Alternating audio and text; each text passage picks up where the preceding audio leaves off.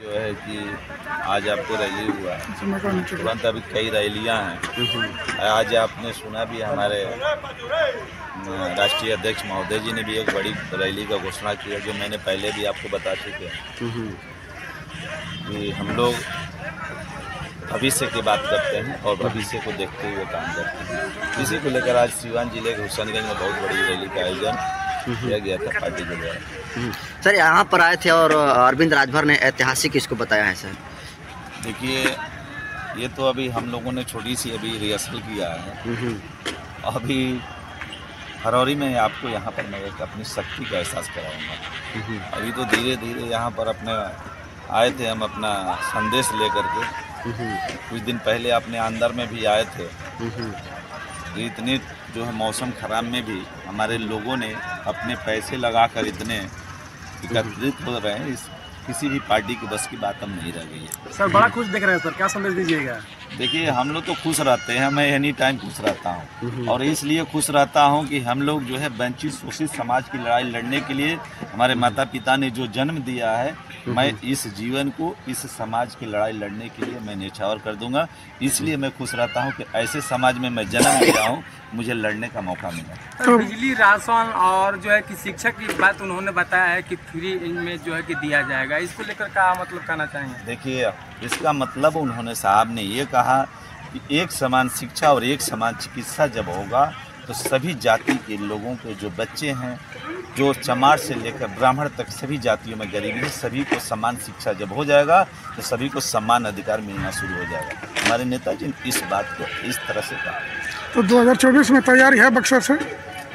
देखिए, अभी ये नहीं जरूरी है कि 2024 में बक्सर से ही चुनाव लड़ा जाए। ये पार्टी का जो फरमान जहाँ से होगा, हम लोग चुनाव लड़ने के लिए तैयार हैं और हमारे जो भी राष्ट्रीय अध्यक्ष महोदय जी का जो सुझाव होता है, मैं वही काम कर। सर, इंडिया अलायंस को कैसे मुकाबला करेंगे आप लोग? अब ये अलायंस वाले, इंडिया अलायंस का तो मैं बातें नहीं करना चाहता हूँ। खुद अपने में वो लड़ाई लड़ता है तो हम लोगों से क्या लड़ेगा वो? हम लोगों ने वो शक्ति पैदा कर दी है कि आपस में वो लड़ करके परेशान है। उन लोगों को खुद ही नहीं पता है कि आगे कौन है, पीछे कौन है, मालिक कौन है, नौकर कौन है। उसकी गठबंधन का मतलब होता है सम्मान, अधिकार।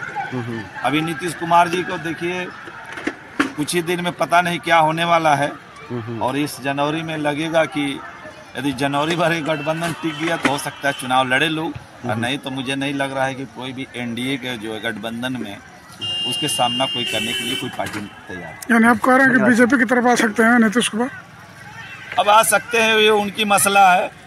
अब कुछ भी कर सकते हैं, उनका राजनीतिक करियर में देखा गया है, वो कहीं भी जा सकते हैं, उनका कोई भरोसा नहीं। अंजलि मैम, क्या कहेंगे आपको? और ओपी राजभर ने कहा कि ये दुबली पतली होती जा रही हैं समाज से। दुबला पतला क्या, जब आप किसी काम को करने में लगते हैं तो अगर पूरी निष्ठा और ईमानदारी के साथ करते हैं तो कुछ ना कुछ शरीर में फर्क दिखता है, लेकिन शरीर में फर्क दिखता है ये मैटर नहीं करता है, मन में फर्क नहीं दिखना चाहिए। तो हम लोग अपने काम में लगे हुए हैं और जब तक यहाँ के लोगों को उनका हक और अधिकार नहीं मिल जाता है तब तक हम लोग बैठने वाले नहीं। देखिए, जो बातें मैंने बोली या सर जो मुझ पर खुश थे, ये सोचने वाली बात यह है कि जो चीज़ें मैंने बोली और जिन चीज़ों को मैं महसूस कर पाती हूँ, उन चीज़ों के सहारे लोग अब तक जीते चले आए हैं।